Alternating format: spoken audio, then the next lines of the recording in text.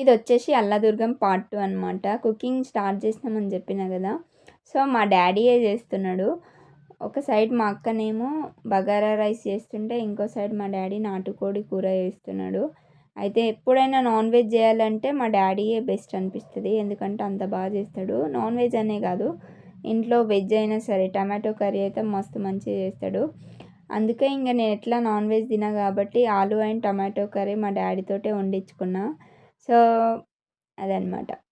మా అక్క అయితే బాగా చేస్తుంది కానీ మా డ్యాడీ ఎందుకో ఇంకా బాయ్స్ లేక లేక వంట చేస్తారు కదా! వాళ్ళు ఎట్లెట్లా చేసినా కానీ మనకు మంచిగా అనిపిస్తుందేమో అని నేనంట.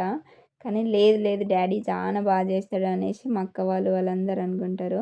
సుష్మ ఏంటంటే చికెన్ షాప్లో దొరికే వైట్ కోడి తింటుంది కానీ ఈ నాటుకోడి అస్సలు తినది. అందుకే నాతో పాటు ఆలు కర్రీ తింటా అనేసి కట్ చేస్తుంది. హన్షు అన్నీ చెక్ చేస్తుంది, ఎవరెవరు ఏం చేస్తున్నారు, ఎట్లా చేస్తున్నారు అనేసి.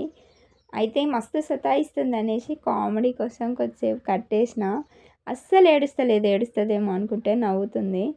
ఇంకా బగారా రైస్ అయిపోయింది, నాటుకోడి కర్రీ అయిపోయింది. మేమైతే తినడం స్టార్ట్ చేసినాము. ఇట్లా మంచి ఒక ఖాళీ ప్లేస్లో వెదర్ మంచిగా కూల్గా ఉంది.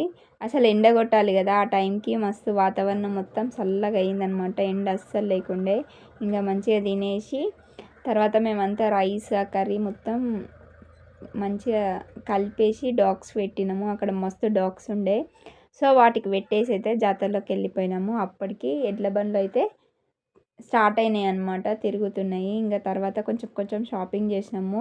బికాజ్ మేము మళ్ళీ రిటర్న్ అయిపోవాలి ఇంటికి కాబట్టి నేనైతే ఏం తీసుకోలేను. ఎందుకంటే నా బ్యాంగిల్స్ అసలు సైజే దొరకాయి. ఇంకెందుకు లెంకాలి అనేసి నేను అస్సలు తీసుకోలేను. అక్క అమ్మ తీసుకున్నారనమాట. సుష్మా కూడా ఏం తీసుకోలేదు. హన్షు కోసం అయితే ఇది తీసుకున్నాము. మంచిగా సౌండ్ వస్తుంది, ఆమె ఫుల్ ఎంజాయ్ చేసింది దాంతో అయితే. సో మేమైతే రిటర్న్ అయిపోయినాము. రిటర్న్లో వచ్చేటప్పుడు అయితే పెద్దాపూర్ దగ్గర ఫేమస్ టీ ఉంటుంది, అక్కడ టీ తాగేసి వచ్చేసినాము.